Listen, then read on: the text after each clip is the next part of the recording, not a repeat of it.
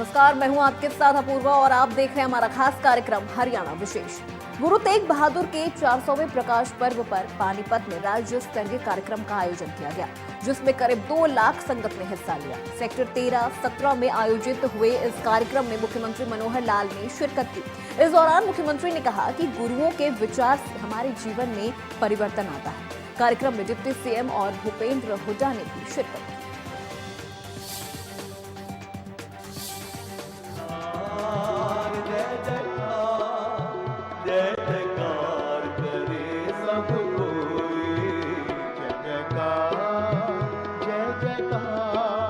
हरियाणा की ऐतिहासिक धरती पानीपत आज फिर एक ऐतिहासिक कार्यक्रम का गवाह बना। हिंदी दी चादर श्री गुरु तेग बहादुर जी का 400वां प्रकाश उत्सव बड़ी धूमधाम से मनाया गया।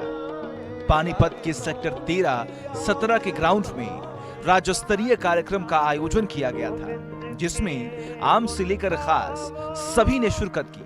मुख्यमंत्री मनोहर लाल, उप मुख्यमंत्री दुष्यंत चौटाला, पूर्व सीएम भूपेंद्र सिंह हुड्डा समेत कई मंत्रियों ने गुरु साहिब के दरबार में हाजिरी लगाई और लंगर छका समागम में पहुंचे मुख्यमंत्री ने गतका भी खेला। इस दौरान सीएम ने कई ऐलान किए। समागम स्थल का नाम भी गुरु तेग बहादुर के नाम पर करने की घोषणा की। यमुनानगर में बनने जा रहे सरकारी मेडिकल कॉलेज का नाम भी श्री गुरु तेग बहादुर के नाम पर रखा जाएगा। तय किया है कि यमुनानगर में पांजुपुर गांव के अंदर लगभग 60 एकड़ जमीन वो गांव के लोगों ने दी है, वहां मेडिकल कॉलेज बनेगा। उस मेडिकल कॉलेज का नाम भी श्री गुरु तेग बहादुर मेडिकल कॉलेज हम रखेंगे। अगले 3 महीने के अंदर अंदर उस मेडिकल कॉलेज की नींव भी रख दी जाएगी। बिहार से भी, सासाराम से, और गुरु साहब के जो सेना के अंदर उन्होंने हथियार अपने हाथ से चलाए थे, उन हथियारों की प्रदर्शनी यहाँ लगी हुई है। सासाराम बिहार से वो लाए गए हैं। ये सामने भी प्रदर्शन, गुरु साहब के सामने जो शस्त्र हैं, उन शस्त्रों की प्रदर्शनी यहाँ भी है। तो इन शस्त्रों का पूरे देश में भ्रमण का कार्यक्रम बनाया जा रहा है। तो मुझे बताते हुए आपको खुशी हो रही है कि इन शस्त्रों के लिए एक जो वाहन की आवश्यकता है, जिस वाहन में ये सारे देश भर में जाएंगे, उस वाहन को भी हम हरियाणा सरकार की ओर से डोनेट करेंगे। जिस प्रकार का वाहन चाहिए उस प्रकार का वाहन उपलब्ध कराया जाएगा। हमने हरियाणा सरकार में एक योजना बनाई है कि संत महापुरुष विचार प्रसार योजना के संतों के, महापुरुषों के विचारों को उनको प्रसार किया जाए। तो जब भी कोई ऐसे विलक्षण किसी संत महापुरुष के जन्मदिन आते हैं, उनकी शताब्दियां आती हैं, शताब्दियां आती हैं। हमने देखा होगा कि श्री गुरु नानक देव जी का 550 साला प्रकाश उत्सव वो भी हमने हरियाणा में मनाया। हमने देखा श्री गुरु गोविंद सिंह जी का 350 साला प्रकाश उत्सव वो भी हमने धूमधाम से हरियाणा में मनाया। डिप्टी सीएम दुष्यंत चौटाला ने भी श्री गुरु तेग बहादुर जी को नमन करते हुए उनकी कुर्बानी को याद किया, तो उनके दिखाए रास्ते पर चलने की अपील की। बोल सकता हूं कि जिस समय दिल्ली के चांदनी चौक के अंदर गुरु तेग बहादुर जी के 3 साथियों को, भाई सतीदास, भाई मतीदास और भाई दयाला जी को, उनके सामने अलग अलग प्रकार से शहीद किया गया, उस समय भी गुरु तेग बहादुर जी ने एक बार भी औरंगजेब की सल्तनत के आगे ये एहसास नहीं होने दिया। मैं तो इस पावन अवसर पर जो उनकी कुर्बानी है, जो एक मिसाल हम सब के लिए, हम सबको मिलकर उनको नमन भी, उनको प्रेरणा भी अपने जीवन में बनानी चाहिए। पूर्व मुख्यमंत्री भूपेंद्र सिंह हुड्डा ने गुरु तेग बहादुर जी को याद करते हुए उनके नाम पर अंतर्राष्ट्रीय स्तर का कॉलेज और रिसर्च सेंटर बनाने का सुझाव भी दिया। ये प्रसन्नता और गर्व की बात है कि हरियाणा प्रदेश आज हिंद की चादर गुरु तेग बहादुर जी का 400वां प्रकाश महोत्सव मना रही। गुरु तेग बहादुर साहस, त्याग, बलिदान, आपसी प्रेम के प्रतीक थे कि यादगार में मैं सुझाव दे रहा हूं, हरियाणा सरकार भी यहाँ सब बैठी है, कि उनका दमतान साहब या लाखन माजरा, जो बहुत समय उनका वहाँ व्यतीत हुआ, वहाँ पर अंतर्राष्ट्रीय स्तर का कॉलेज और रिसर्च सेंटर बनाया जाए, ताकि गरीब दीन दुखी की सेवा हो सके। समागम में गतका और 85 स्लाइड्स की प्रदर्शनी श्रद्धालुओं के लिए आकर्षण का केंद्र बनी, तो वही समागम मंच के दोनों ओर लंगर के लिए पंडाल बनाए गए थे। साथ ही 40 तरह के व्यंजनों की स्टॉल भी लगाई गई थी। पानीपत से संजय राठौड़ और महेंद्र सिंह, इंडिया न्यूज, हरियाणा।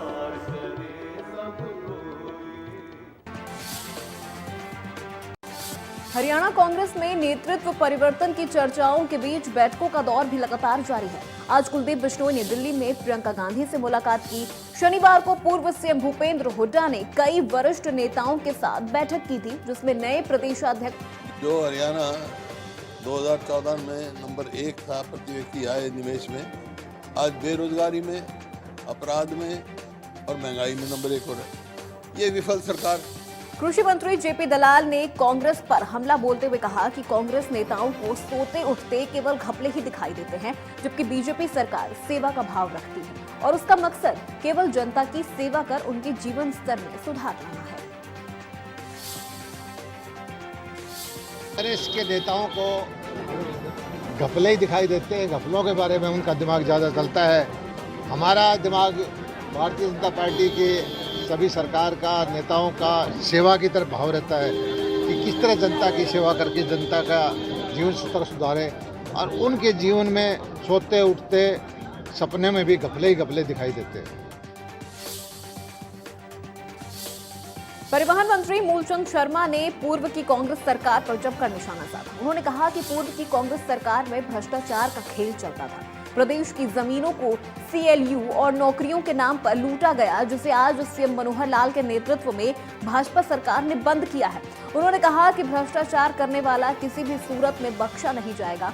प्रदेश के वरिष्ठ आईपीएस शत्रुजीत कपूर के नेतृत्व में विजिलेंस टीम बेहतर कार्य कर रही है और भ्रष्टाचारियों को जेल पहुंचाने का काम कर रही है। अब मैं कहता हूं, जितना कांग्रेस के समय में भ्रष्टाचार था, मात्र जमीनों की सीएलयू भी क्या करते थे, नौकरी बोला लगी करती थी, SCS, ASI, sub inspector, DSP, किसका आज तो किसका बेटा नौकरी लग जाए, कौन डीसी पे लग जाए, कौन एससी लग जाए, कौन क्लर्क लग जाए। आज भ्रष्टाचार के बाद भ्रष्टाचार पूर्व की सरकार में भ्रष्टाचार के लोग कितने जेल गए, कितने जाने की तैयारी है।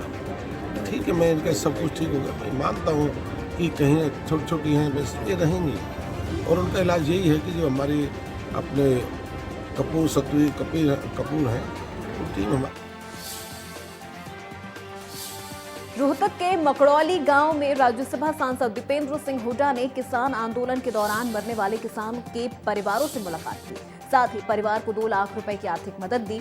इस दौरान दीपेंद्र हुड्डा ने किसानों की बोनस की मांग का भी समर्थन किया है। दीपेंद्र हुड्डा ने कहा कि इस बार गेहूं की पैदावार कम हुई है, इसलिए सरकार किसानों को 500 रुपए बोनस देने की घोषणा करे। दीपेंद्र हुड्डा ने कहा कि हमारी सरकार में 3 बार किसानों को एमएसपी के अतिरिक्त बोनस भी दिया गया था।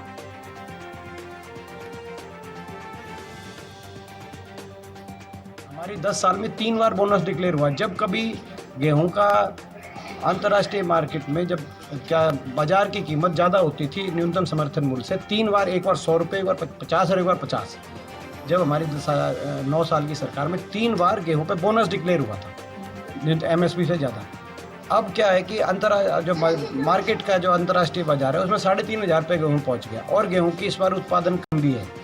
इस बार जिस तरह का माहौल बना है गर्मी का, और आज उत्पादन कम हुआ है, सरकार तुरंत एक 500 रुपये का हमारी मांग है कि 500 रुपये का पंडित केदारनाथ शर्मा हॉस्पिटल और चैरिटेबल ट्रस्ट की तरफ से अंबाला में निःशुल्क मेडिकल कैंप लगाए जा रहे हैं। इसी कड़ी में आज अंबाला के रामनगर में निशुल्क मेडिकल रक्त जांच और ई सेवा कैंप लगाया गया, जहां अंबाला की प्रथम महिला मेयर शक्ति रानी शर्मा शिरकत करने पहुंची। मेयर का कहना है कि उनके द्वारा लगातार ये कैंप लगाए जा रहे हैं ताकि लोगों को निःशुल्क मेडिकल सुविधाएं प्राप्त होती रहे और लोग भी इस कैंप में बढ़ चढ़कर हिस्सा ले रहे हैं। इस दौरान मेयर शक्ति रानी शर्मा ने बताया कि स्टूडेंट्स द्वारा भी फर्स्ट इन क्लास में भी रजिस्ट्रेशन करवाया जा रहा है। कैंप में पहुंचे लोगों ने मेडिकल कैंप लगाने और मुफ्त में मेडिकल सुविधाएं देने पर मेयर शक्ति रानी शर्मा का आभार जताया। एक प्रॉमिस किया था, वादा किया था कि हम आपके द्वार पे जाके, उनके घर पे जाके उनको सुख सुविधा देंगे, चाहे वो अच्छे डॉक्टर्स हैं या बच्चों की पढ़ाई के लिए है। हमने जो एक नई मुहिम छेड़ी है, बच्चों को ट्यूशन्स देते हैं, उसकी भी रजिस्ट्रेशन करते हैं हम यहाँ पर। तो मैं चाहती हूँ कि ज़्यादा से ज़्यादा बच्चे इसका फ़ायदा उठाएं, लाभ उठाएं और अपने आप को एनरोल करें। और बहुत अच्छी टीचर्स हैं जो इस माध्यम से सिखाती हैं और बहुत टेक्निकली सिखा रही हैं। तो मैं चाहती हूँ कि बच्चे भरपूर इसका फ़ायदा उठाएं। तो ग्रामीण इलाकों में कंटिन्यू करेंगे, पर इस वक्त फसल काटने का मौसम था, इस वजह से हमने गांव से हटकर शहर में लगाना शुरू किए हैं।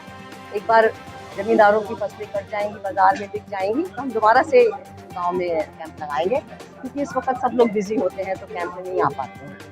बहुत भरपूर प्यार मिल रहा है लोगों का मुझे और बहुत समर्थन मिल रहा है और वो ये चाहते हैं कि ये कैंप और ज़्यादा से ज़्यादा लगाए जाए ताकि उनको ये सुविधा और अच्छे से मिल पाए। और बहुत लोग लाभ उठा रहे हैं इस चीज़ का और मुझे बहुत खुशी होती है कि अच्छी तादाद में लोग आते हैं, अपना स्वास्थ्य का ध्यान रखते हैं और अच्छी डॉक्टर्स के साथ दिखाते हैं, फॉलोअप भी कराते हैं और जो आई सर्जरीज हो रही हैं वो सक्सेसफुल हो रही हैं। इस बात की मुझे बेहद खुशी है। कोरोना अब तो एक तरह से जैसे कोई वायरस हर साल आता है उस तरह से बन गया है और बहुत जल्दी ये ख़त्म होने वाला नहीं है। तो लोगों से गुजारिश है कि अपने आप को प्रोटेक्ट करके रखें, कि हर बार तो मुझे नहीं लगता कि लॉकडाउन सरकार लगा पाएगी और लोगों को खुद एहतियात रखना है, अपने आप को बचाना है, अपने आसपास के लोगों को बचाना है। जो भी कोरोना के प्रोटोकॉल्स थे, हालांकि वो ख़त्म कर दिए गए हैं, फिर भी अपने लिए, अपने निजी स्वास्थ्य के लिए उनका पालन करना चाहिए। बहुत बच्चे जिन्होंने भी एडमिशन लिया है वो लगातार उनको उसका फ़ायदा उठा रहे हैं और हम जो ऑब्जर्वेशन लेते हैं हेड ऑफिस से, बच्चे रेगुलरली अपनी क्लास अटेंड कर रहे हैं। की तरफ से हर संडे को किसी न किसी एरिया में कैंप लगाया जाता है, इसलिए आज रामनगर पालिका गुरुद्वारा साहब में कैंप लगाया जा रहा है। इससे लोगों में भारी उत्साह है, क्योंकि वैसे तो विनोद शर्मा जी और शक्ति रानी शर्मा जी समय समय पर धार्मिक और सोशल वर्क करते रहते हैं, तो इसलिए लोगों में भारी उत्साह है। लोग बहुत ही भारी संख्या में यहाँ चेकअप के लिए आ रहे हैं। Ramnath charitable trust and IV foundation के द्वारा जो हमारे यहाँ कैंप लगाया गया है, इसमें पालिका विहार और रामनगर के लोगों ने कम से कम 400-500 लोग यहाँ पर पहुँच चुके हैं अब तक और इन्होंने अपना जो मेडिकल चेकअप करवाया है। आई स्पेशलिस्ट बैठे हैं, बोन स्पेशलिस्ट बैठे हैं और मेडिसिन दी जा रही है, टेस्ट हो रहे हैं, ब्लड टेस्ट हो रहा है, एचबी टेस्ट हो रहा है, तो इसका लोगों ने बहुत फायदा उठाया। अंबाला के 13 गांवों के ग्रामीणों की निगम से बाहर जाने की मांग पर मेयर शक्ति रानी शर्मा ने कहा कि गांव वासियों की समस्याओं का जल्द समाधान किया जाएगा और उन्हें सभी सुविधाएं मुहैया करवाई जाएंगी। साथ ही उन्होंने कहा कि जब तक गांव वासियों को उनके क्षेत्र में सभी मूलभूत सुविधाएं नहीं मिल जाती, तब तक उनसे टैक्स नहीं लिया जाएगा। इसके अलावा मेयर शक्ति रानी शर्मा ने ग्रामीणों को आश्वासन देते हुए कहा कि वो निगम अधिकारियों से भी बात करेंगी, जल्द ही समस्या के हल की कोशिश करेंगी। वहीं मानसून के दौरान होने वाली परेशानियों को लेकर मेयर शक्ति रानी शर्मा ने कहा कि मानसून से पहले बड़े नालों के साथ साथ छोटी नालियों की सफाई का काम भी तेजी से करने को कहा गया है। इसके अलावा पब्लिक हेल्थ विभाग के अधिकारियों को भी सीवरेज के सभी छोटे और बड़े पॉइंट को साफ करने के निर्देश दिए गए हैं। देखिए, निगम से अलग होना तो संभव नहीं है, तो ये ज़रूर है कि जो मूलभूत सुविधाएं हैं वो उनको प्रदान की जाए। जो उनकी मांग है बिल्कुल सही है कि जब तक उनको सुविधाएं नहीं दी जाती तब तक उनसे टैक्स वसूल ना किया जाए। तो मैं भी ये विचार रखती हूँ कि पहले हम उनको सारी मूलभूत सुविधाएं प्रदान करें और फिर उनसे टैक्स की हम वसूली करती थी परसों। और उस मीटिंग में पब्लिक हेल्थ भी इन्वॉल्व था और हेल्थ डिपार्टमेंट से भी आए हुए थे, स्कूल से भी आए हुए थे। और अधिकारी आए हुए थे और उन मीटिंग में हमने उनसे एक रोड मैप बनाने के लिए कहा है कि किस तरह से हम कहाँ से और कैसे डे वाइज सफाई शुरू कर रहे हैं और कब तक हम कंप्लीट करेंगे, उसकी पूरा एक समरी बना के वो पेश करेंगे। और उसमें हमने बड़ी ड्रेन्स, छोटी ड्रेन्स और छोटी नालियाँ सब कुछ वो एमसी करेगा, निगम करेगा। और जितने भी सीवरेज के पॉइंट्स हैं, चाहे वो बड़े सीवरेज पॉइंट्स बाहर एग्जिट हैं या अंदर शहर के अंदर हैं, वो पब्लिक हेल्थ करेगा। पब्लिक हेल्थ ने तो शुरू भी कर दिया है काम अपना और उन्होंने कम से कम 20-25 पॉइंट्स ऑलरेडी क्लियर भी कर दिए हैं। तो वंस उनकी जो मेन लाइन क्लियर हो जाएगी उसके बाद वो ब्रांचेस साफ करेंगे। फरीदाबाद में निजी अस्पताल की बड़ी लापरवाही सामने आई है, जहां 7 महीने के बच्चे को गलत इंजेक्शन लगाने से उसकी मौत हो गई। मृतक बच्चे के परिजनों ने बताया कि वो इलाज के लिए 7 महीने के बच्चे को रेनबो अस्पताल लाए थे। परिजनों के मना करने के बावजूद भी डॉक्टर्स ने बच्चे को इंजेक्शन लगा दिया, जिससे उसकी मौत हो गई। बच्चे की मौत से गुस्साए परिजनों ने अस्पताल में जमकर हंगामा किया और तोड़फोड़ भी की। बच्चे की मौत के बाद मौके पर पहुंची पुलिस ने परिजनों को समझाया और मामले की जांच शुरू कर दी है। बता दें कि इससे पहले भी रेनबो अस्पताल पर लापरवाही के आरोप लग चुके हैं। ये एक तो होता है कि इसकी जांच कराई जाएगी कमेटी से, जो बोर्ड बैठता है कि ये इलाज ठीक चल रहा है, इनसे समरी लेके और डॉक्टर ने ठीक इलाज किया था या गलत किया था। पहले से बीमार था तो और लोग और हॉस्पिटल में भी दिखाया, फिर यहाँ पे ट्रीटमेंट चल रहा था। उन्होंने बोला सुबह शाम इंजेक्शन लगने हैं, तो 2-3 दिन पहले भी लगवा के गई हैं। आज लगवाने लेकर आई तो उन्होंने इंजेक्शन पता नहीं कौन सा दिया था, हमें नहीं पता। 2 साल से अभी मैं यहाँ हूँ। कोई डिग्री आपने कहीं से हासिल की है? नर्सिंग स्टाफ की मैंने फ्लोरेंस कॉलेज से की हुई है और 3 दिन से इस बच्चे का ट्रीटमेंट जो सर ने लिख रखा वो मैं ही फॉलो कर रही थी। कौन सा इंजेक्शन लगाया इस बच्चे के?